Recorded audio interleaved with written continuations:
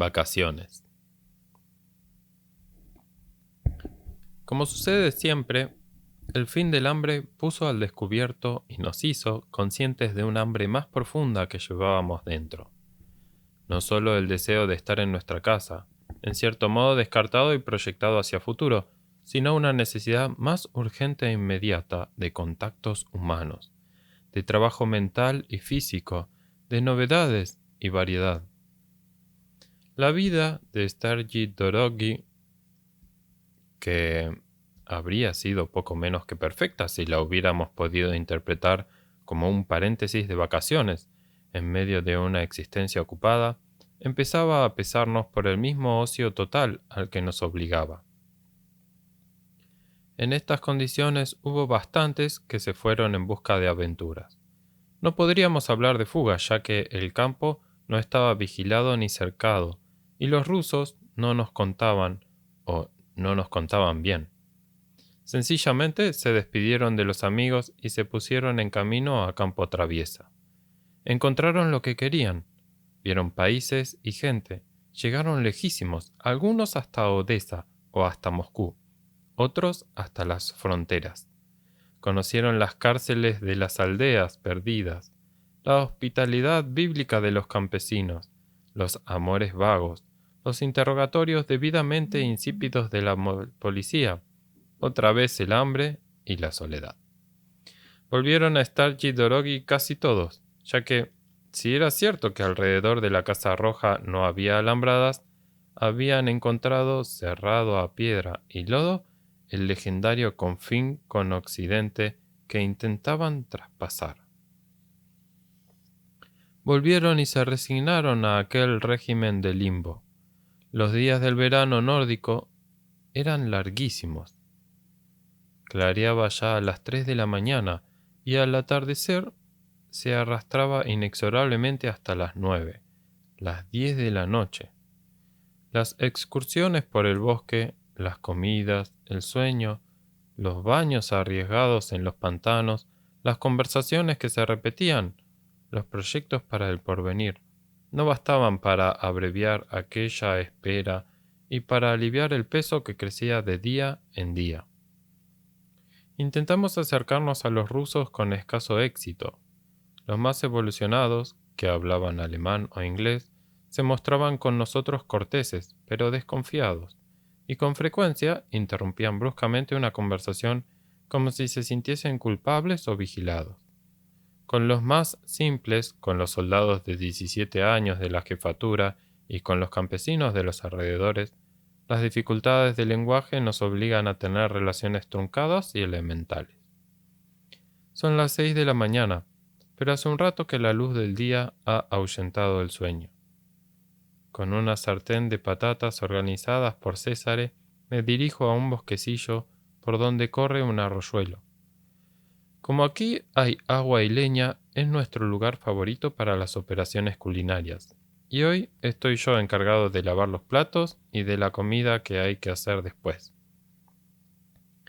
Enciendo una hoguera entre 3 piedras, y he aquí que hay un ruso un poco más lejos, pequeño pero nervudo, de cerrada máscara asiática, entregado a preparativos iguales a los míos. No tiene cerillas.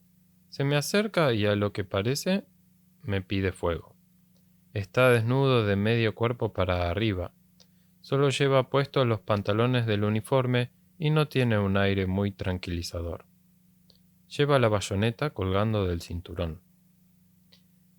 Le tiendo un palito encendido. El ruso lo coge y se queda allí mirándome con curiosidad sospechosa. ¿Piensa que he robado las patatas? ¿O está pensando en quitármelas? ¿O me ha confundido con alguien que no le es simpático? Pues no, lo que le preocupa es otra cosa. Se ha dado cuenta de que no hablo ruso y esto lo contraría. El hecho de que un hombre adulto y normal no hable ruso y por consiguiente no hable, le parece una actitud de una arrogancia insolente, como si yo me negase a contestarle clara y llanamente. No tiene mala intención y hasta está dispuesto a echarme una mano y a elevarme por encima de mi culpable condición de ignorancia. El ruso es tan fácil, Lo habla todo el mundo, hasta los niños que no saben andar. Se sienta junto a mí. Yo sigo temiendo por las patatas y no le quito la vista de encima. Pero él, según todas las apariencias, no tiene otra cosa en el ánimo sino ayudarme a recuperar el tiempo perdido. No entiende, no admite mi posición de rechazo, me quiere enseñar su lengua. Pero como maestro no vale mucho. Le falta método y paciencia, y además se apoya en el presupuesto equivocado de que yo puedo seguir sus explicaciones y sus comentarios. Mientras se trata de palabras, todavía las cosas van bien, y en el fondo el juego no me disgusta. Me señala una patata y dice «Kartoffel», y luego me aferra por el hombro con su zarpa poderosa. Me pone el índice debajo de la nariz, tiende la oreja y se queda a la espera. Yo repito, «Kartoffel». Me pone cara de asco. Mi pronunciación no es buena, ni siquiera la pronunciación. Vuelve 2 o 3 veces a intentarlo. Luego se cansa y cambia de vocablo. «Ogón», dice, señalando la hoguera. Aquí lo hago mejor. Parece que mi repetición lo contenta. Mira alrededor en busca de otros objetos pedagógicos. Luego me mira fijamente con intensidad, como si quisiera hipnotizarme, y de repente, fulminio, saca la bayoneta de la funda y la blande en el aire. Yo doy un salto y echo a correr hacia la casa roja. Que se fastidien las patatas. Pero después de unos pasos oigo resonar a mi espalda una risotada de ogro. La broma le ha salido bien. «Britva», me dice, haciendo brillar el arma al sol, y yo lo repito, no muy tranquilo. Él, con un golpe de paladín, corta limpiamente la rama de un árbol, me la enseña y me dice «Zerbo». Yo repito «Zerbo». «Ja ruski soldat». Yo repito, lo mejor que puedo, «Ya ruski soldat». Otra risotada que me suena despectiva. Él es quien es soldado raso, no yo. Y es muy distinto. Me lo explica confusamente, con un mar de palabras, señalando ora mi pecho, ora el suyo, y haciendo sí o no con la cabeza. Debe considerarme un pésimo alumno, un caso desesperado de torpeza, con gran alivio mío. Se vuelve a su hoguera y me abandona a mi barbarie. Otro día, pero a la misma hora y en el mismo sitio, me encuentro con un espectáculo desacostumbrado. Hay un grupo de italianos en torno a un marinero ruso, jovencísimo, alto, de movimientos rápidos y prontos. Está contando un episodio de guerra, y como sabe que no entienden su lengua, se expresa como puede, de un modo evidentemente tan espontáneo como la palabra. Se expresa con todos los músculos, con las arrugas precoces que le marcan la cara, con el brillo de los ojos y los dientes, con saltos y gestos, y todo ello forma una danza solitaria llena de fascinación y de ímpetu. «Es de noche», ñoc. Da una vuelta lentamente con las manos abiertas y las palmas hacia abajo. Todo está silencioso. Pronuncia un largo «st» con el índice paralelo a la nariz. Guiña los ojos y señala el horizonte. Allá abajo, lejos, lejos, están los alemanes. Niemcy. ¿Cuántos? 5, señala con los dedos. Finef. Añade luego en yiddish para mayor claridad. Excava con la mano un pequeño hoyo redondo en la arena y pone allí 5 palitos echados. Son los alemanes. Y luego un sexto palito clavado oblicuamente. Es la Mazina, la ametralladora. ¿Qué hacen los alemanes? Aquí los ojos le brillan con alegría salvaje. Spatz. Duermen. Y ronca despacio él mismo un momento. Están dormidos los insensatos, no saben lo que les espera. ¿Qué ha hecho? Esto es lo que ha hecho. Se ha acercado despacito, del lado opuesto al que sopla el viento, como un leopardo. Luego, de repente, ha saltado dentro del nido con el cuchillo en mano y repite.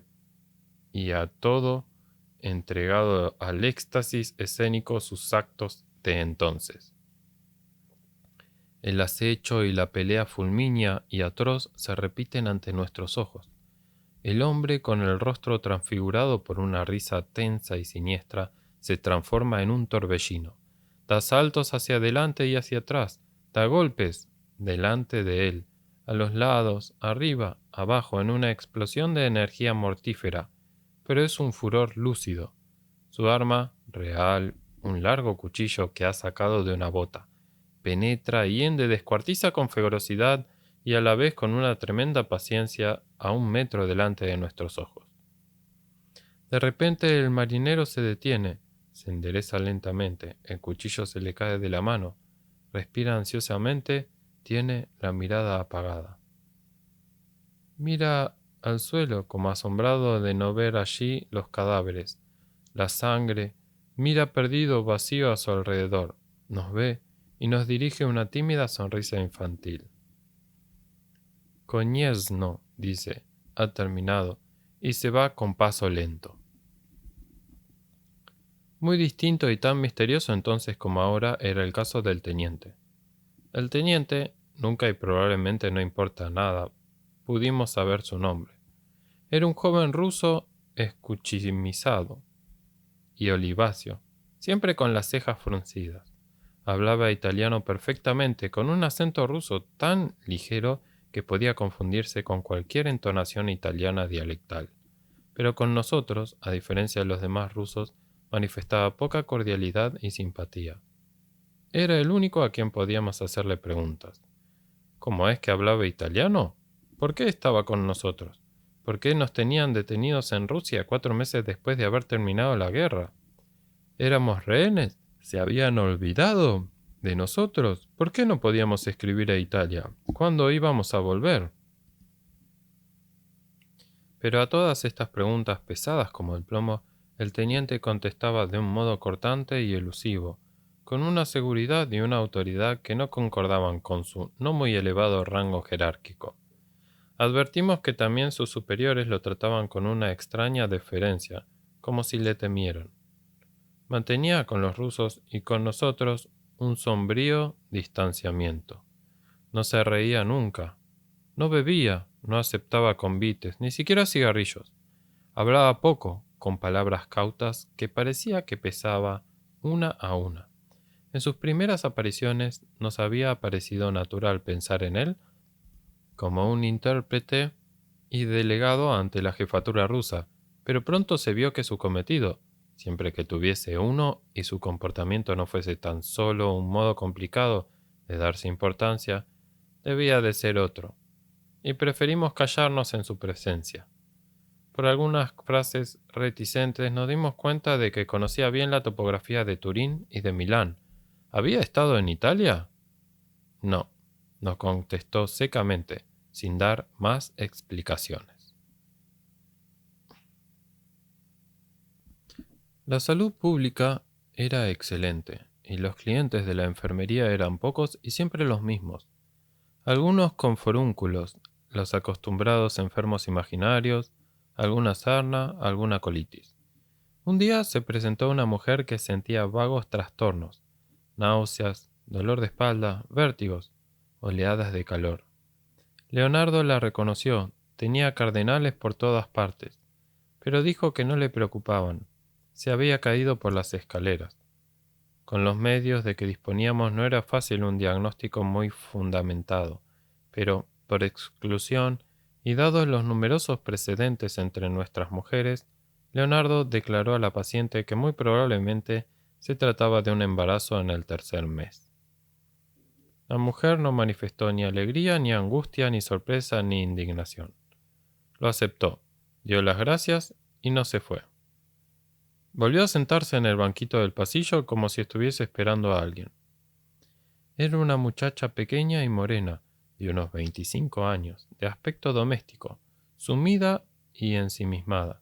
Su cara, no muy atrayente ni expresiva, no me parecía nueva, tampoco su manera de hablar, de gentiles inflexiones toscanas. Con toda seguridad la conocía, pero no de Stargi Dorogi. Experimentaba la sensación inconcreta de un desfasamiento, de una transposición, de una importante inversión de nuestras relaciones que, sin embargo, no acertaba a definir. De modo vago pero insistente, yo asociaba a aquella imagen femenina un nudo de sentimientos intensos, admiración humilde y lejana, agradecimiento, frustración, miedo y hasta un abstracto deseo, pero, sobre todo, angustia profunda e indeterminada. Como seguía en el banco, quieta y tiesa sin ninguna señal de impaciencia, le pregunté si necesitaba algo. El ambulatorio había terminado, no había más pacientes. Era hora de cerrar. No, no, me contestó. No necesito nada. Ahora me voy. Flora. El recuerdo nebuloso tomó bruscamente cuerpo. Se coaguló en un cuadro preciso, definido, rico en detalles de tiempo y lugar, de colores, de estados de ánimo retrospectivos, de atmósfera de olores. Era Flora, aquella, la italiana de las cantinas de Buna, la mujer del lager, objeto de mis ensueños, y los de Alberto durante más de un mes, símbolo inconsciente de la libertad perdida que no esperábamos volver a tener. Flora, encontrada hacía un año, y parecían 100. Flora era una prostituta de provincia, que había terminado en Alemania con la organización Todt. No sabía alemán y no sabía hacer ningún trabajo, así que la habían puesto a barrer los suelos en la fábrica de Buna. Barría durante todo el día, fatigosamente, sin cambiar una palabra con nadie, sin levantar los ojos de la escoba, y su faena sin fin. Parecía que nadie se preocupaba por ella, y ella, como si le temiese a la luz del día, subía lo menos posibles a los pisos superiores. Barría las cantinas interminablemente de arriba abajo, y luego volvía a empezar, como una sonámbula. Era la única mujer que veíamos hacía meses, y hablaba nuestra lengua, pero a los Haflinge nos estaba prohibido dirigirle la palabra. A Alberto y a mí nos parecía guapísima, misteriosa, etérea, a pesar de la prohibición que de alguna manera multiplicaba el encanto de nuestros encuentros añadiéndole el sabor pungente de lo ilícito. Cambiamos con Flora algunas frases furtivas, nos dimos a conocer como italianos y le pedimos pan. Se lo pedimos un poco de mala gana, conscientes de estar envileciéndonos nosotros mismos y envileciendo la calidad de aquel delicado contacto humano. Pero el hambre, con la que es difícil transigir, nos obligaba a no desperdiciar la ocasión. Flora nos llevó pan en muchas ocasiones, nos lo entregaba con aire desvalido, en las esquinas oscuras del subterráneo, sorbiéndose las lágrimas. Tenía compasión de nosotros y habría querido ayudarnos también de otras maneras, pero no sabía cómo y tenía miedo. Miedo de todo, como un animal indefenso. Puede que de nosotros también, no directamente, sino en cuanto personajes de aquel mundo extranjero e incomprensible que la había arrancado de su pueblo. Le había puesto una escoba en la mano y la había confinado bajo tierra, a barrer suelos ya barridos cientos de veces. Nosotros dos estábamos emocionados, agradecidos y llenos de vergüenza. Inesperadamente nos habíamos sentido conscientes de nuestro aspecto miserable y sufríamos por ello.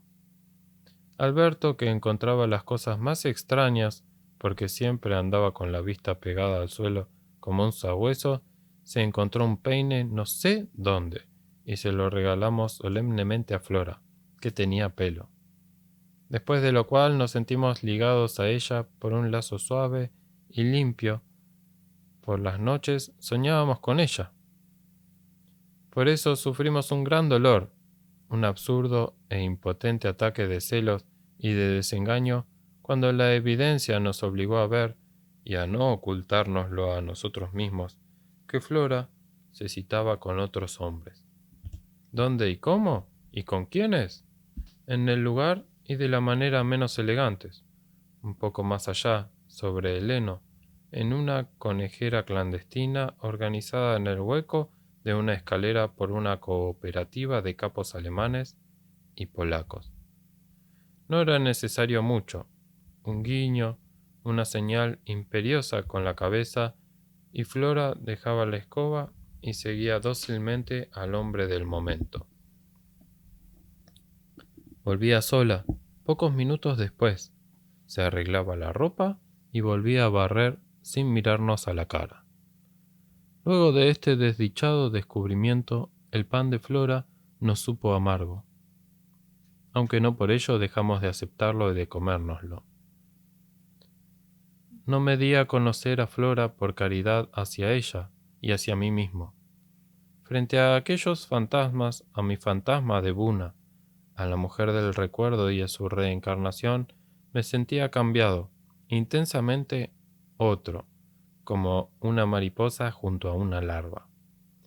En el limbo de Starji Dorogi me sentía sucio, andrajoso, cansado, dolorido, extenuado por la espera, pero joven y lleno de posibilidades y vuelto hacia el porvenir. Flora, por el contrario, no había cambiado. Ahora vivía con un zapatero bergamasco, no conyugalmente, sino como una esclava. Lavaba y guisaba para él. Lo seguía mirándolo con ojos humildes y sumisos. El hombre, mezcla de toro y chimpancé, no la perdía de vista y le pegaba salvajemente a la menor sombra de sospecha. Por eso estaba cubierta de cardenales. Había venido a la enfermería a escondidas y ahora temía salir para enfrentarse con la cólera de su dueño. En Starji Dorogi nadie nos exigía nada, nada nos esperaba, ninguna fuerza actuaba sobre nosotros. No teníamos que defendernos de nada. Nos sentíamos inertes y asentados como el sedimento de un aluvión. Y en esta vida nuestra entorpecida y sin incidentes, la llegada del furgón del cinematógrafo militar soviético marcó un hito memorable. Debía de ser una unidad itinerante que habría estado en servicio para las tropas del frente o de la retaguardia. Y ahora también estaba en el camino de retorno. Constaba de un proyector, un grupo electrógeno, un surtido de películas y el personal de servicio. Se quedó 3 días en Starji Dorogi y cada tarde dio una función. Las proyecciones se hacían en la sala del teatro. Era muy espaciosa y las sillas que se habían llevado los alemanes habían sido sustituidas por bancos rústicos, en equilibrio inestable sobre el pavimento, que era un plano inclinado desde la pantalla hasta la galería. La galería, también inclinada, estaba reducida a una estrecha franja.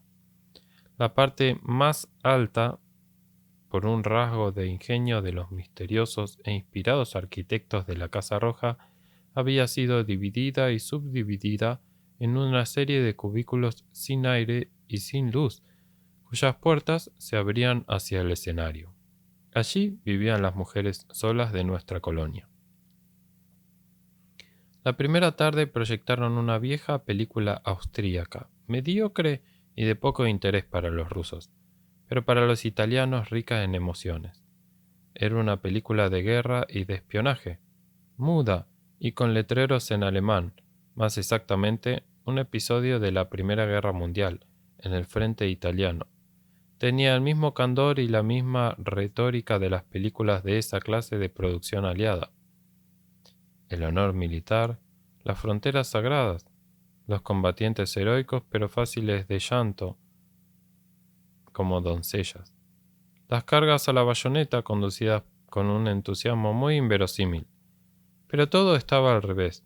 Los austrohúngaros, oficiales y soldados, eran personajes nobles y gallardos, valerosos y caballerescos. Caras espirituales y sensibles de guerreros estoicos, caras rudas y honradas de campesinos que ya a primera vista inspiraban simpatía.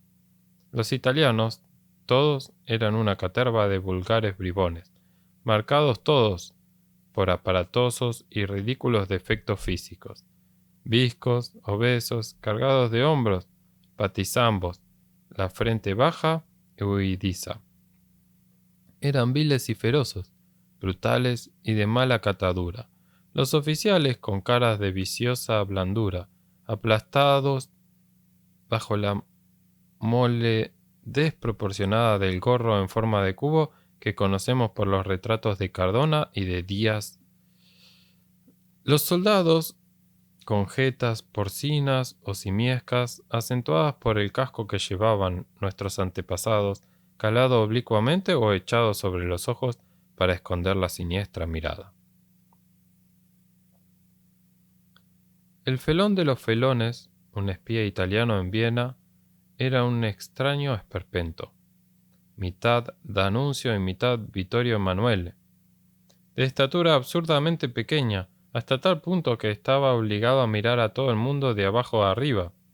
Llevaba monóculo y corbata de lazo, y se movía de un lado a otro de la pantalla con arrogantes y pequeños saltos de gallito.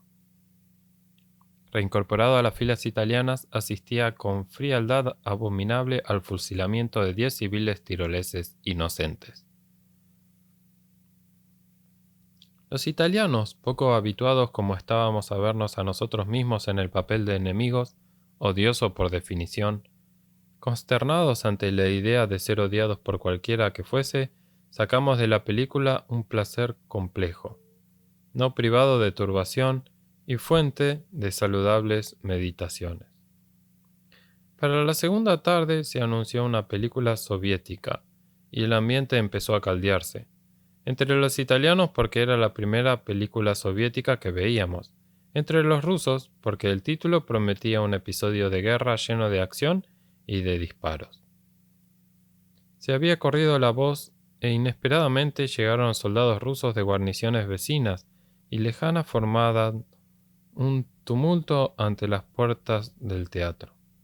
Cuando éstas se abrieron, irrumpieron dentro como un río desbordado, saltando por encima de los bancos ruidosamente y amontonándose entre codazos y empujones. La película era ingenua y lineal. Un avión militar soviético se veía obligado a descender por una avería en un territorio montañoso, no precisado de la frontera. Era un pequeño aparato de 2 asientos y a bordo solo iba el piloto. Una vez reparada la avería, a punto de despegar, aparecía un notable del lugar. Un jeque con turbante y aire extraordinariamente sospechoso, y con reverencias melifluas y genuflexiones turcas suplicaba que lo subiera a bordo. Cualquier idiota habría comprendido que aquel tipo era un bribón peligroso, probablemente un contrabandista, un jefe disidente o un agente extranjero. Pero daba igual. El piloto, con insensata generosidad, cedía a sus prolijos ruegos y lo llevaba en el sillín posterior del aparato. Se veía el despegue, algunas tomas magníficas de lo alto de cadenas montañosas resplandecientes de hielo. Creo que se trataba del Cáucaso. El jeque, con secretos movimientos viperinos, se sacaba de entre los pliegues del manto un pistolón de tambor, apuntaba a la espalda del piloto y lo intimidaba a cambiar la ruta. El piloto, sin siquiera volver la cabeza, reaccionaba con fulmínea decisión. Inclinaba el aparato y realizaba un brusco salto mortal. El jeque se dejaba caer en el asiento presa del miedo y de las náuseas. El piloto, en lugar de ponerlo fuera de combate, proseguía tranquilamente su ruta hacia la meta fijada. Unos minutos más tarde, y después de otras admirables vistas de la alta montaña, el bandido se recuperaba, se arrastraba hacia el piloto, alzaba otra vez la pistola y repetía la intentona. Esta vez el avión caía en picado y se precipitaba kilómetros cabeza abajo, hacia un infierno de picos escarpados y de abismos. El jeque se desmayaba y el avión volvía a ponerse en marcha. El vuelo continuaba así por espacio de 1 hora, con repetidas agresiones de parte del musulmán y con más acrobacias de parte del piloto. hasta que, tras una última intimidación del jeque, que parecía tener 7 vidas como los gatos, el avión se dejaba caer. Nubes, montes y glaciales daban vueltas fieras a su alrededor. Por fin descendía, sano y salvo, en el campo de aterrizaje prefijado.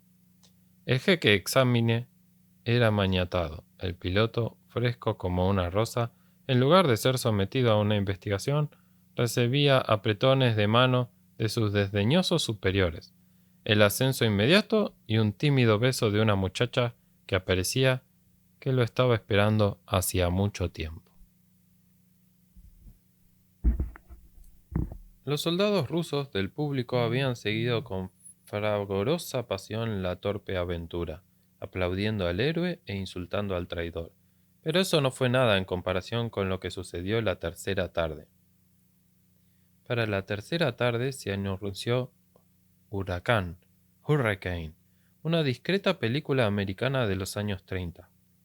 Un marinero polinesio, versión moderna del Buen Salvaje, hombre simple, fuerte y bondadoso, es provocado vulgarmente en una taberna por un grupo de borrachos blancos y hiere levemente a uno. La razón la tiene evidentemente él, pero nadie testimonia a su favor. Es arrestado, procesado y ante su patético desconcierto condenado a 1 mes de reclusión. No lo aguanta más de unos días, no solo por su necesidad casi animal de libertad y porque no soporta las cadenas, sino principalmente porque sabe que no es él sino los blancos quienes han violado la justicia. Si la ley de los blancos es esta, entonces la ley es injusta. Mata a un guardián y escapa entre una lluvia de balas. Ahora el bondadoso marinero se ha convertido en un perfecto criminal. Se lo busca por todo el archipiélago, pero es inútil que lo busquen lejos. Se ha vuelto tranquilamente a su pueblo. Vuelven a prenderlo y lo recluyen en un penal de una isla remota, trabajo y latigazos. Huye de nuevo. Se arroja al mar desde un abrupto precipicio. Roba un balandro y navega durante días hacia su tierra, sin comer ni beber. Llega a ella exhausto mientras se acerca el huracán, prometido por el título. El huracán se desencadena furioso y el hombre, como un buen héroe americano, lucha solo contra los elementos y salva no solo a su mujer, sino la iglesia, con el pastor y los fieles que habían creído encontrar refugio en ella. Rehabilitado de esta manera, con la muchacha al lado, se encamina hacia un porvenir feliz, bajo el sol, que aparece entre las últimas nubes en fuga. Esta peripecia, típicamente individualista, elemental y no mal contada, desencadenó en los rusos un entusiasmo sísmico. 1 hora antes del comienzo, ya una multitud tumultuosa, atraída por el cartel que representaba a la muchacha polinesia espléndida y muy poco vestida, se apretaba contra las puertas. Casi todos eran soldados muy jóvenes, armados. Estaba claro que en el gran salón colgante no cabían todos, ni siquiera en pie. Precisamente por ello luchaban encarnecidamente a codazos para conquistar la entrada. Uno se cayó, lo pisotearon y al día siguiente vino a la enfermería. Creíamos que iba a tener fracturas, pero no tenía más que algunas contusiones. Era gente de huesos duros. En poco tiempo echaron abajo las puertas, las hicieron pedazos y blandieron los pedazos con masas. La multitud que se aglomeraba de pie en el interior del teatro estaba ya, desde el principio, excitada y belicosa. Era como si los personajes de la película, en lugar de sombras, fuesen amigos o enemigos de carne y hueso, al alcance de la mano. El marinero era aclamado por cada una de sus hazañas, saludado con hurras fragorosos y con las metralletas peligrosamente blandidas por encima de sus cabezas. Los policías y los carceleros eran insultados sañudamente, acogidos con gritos de «¡Fuera! ¡Muera! ¡Abajo! ¡Déjalo en paz!». Cuando después de su primera evasión el fugitivo exhausto y herido fue encadenado nuevamente y además escarnecido e insultado por la máscara sardónica y asimétrica de John Carradine se desencadenó un pandemonium. El público se levantó gritando, en generosa defensa del inocente. Una oleada de vengadores se movió amenazadoramente hacia la pantalla, insultada y detenida a su vez por elementos menos fogosos y más interesados en ver cómo terminaba todo. Contra la pantalla volaron piedras, terrones de tierra, astillas de las puertas demolidas, hasta una bota militar que se aplastó con furiosa precisión entre los ojos odiosos del mayor enemigo que campeaban en un enorme primer plano. Cuando llegamos a la larga y potente secuencia del huracán, el tumulto se convirtió en un aquelarre. Se oyeron gritos agudos de las pocas mujeres que habían permanecido interpoladas en la reyerta. Hizo su aparición un palo, luego otro que pasaban de mano en mano sobre las cabezas entre clamores ensordecedores. En principio no se comprendió para qué podían servir, pero luego se aclaró el plan. Un plan probablemente premeditado por los excluidos que alborotaban fuera. Era un intento de escalada de los palcos gineceo. Los palos se izaron y se apoyaron en el antepecho, y varios energúmenos, quitándose las botas, empezaron a subir por ellos como se hace en las fiestas de los pueblos con los palos de las cucañas. A partir de aquel momento el espectáculo de la escalada privó de interés al que estaba desarrollándose en la pantalla. Apenas uno de los pretendientes había conseguido alzarse por encima de la marea de cabezas. 20 manos tiraban de él por los pies y lo bajaban a tierra. Se formaron grupos de defensores y de adversarios. Hubo un audaz que pudo liberarse de la multitud y subir a grandes brazadas. Otro solo siguió por el mismo palo. Casi al nivel del antepecho lucharon entre sí algunos minutos, el de abajo aferrando los tobillos del otro, este defendiéndose con patadas lanzadas a ciegas. Al mismo tiempo se vieron asomadas al antepecho las cabezas de un pelotón de italianos que habían subido precipitadamente por las escaleras tortuosas de la Casa Roja para proteger a las mujeres asediadas. El palo, empujado por los defensores, osciló, se quedó un buen rato en posición vertical, luego cayó sobre la multitud como un pino abatido por los leñadores, con los dos hombres agarrados a él. En este momento no puedo decir si por casualidad o por una sabia intervención de lo alto, la lámpara del proyector se apagó. Todo cayó en la oscuridad.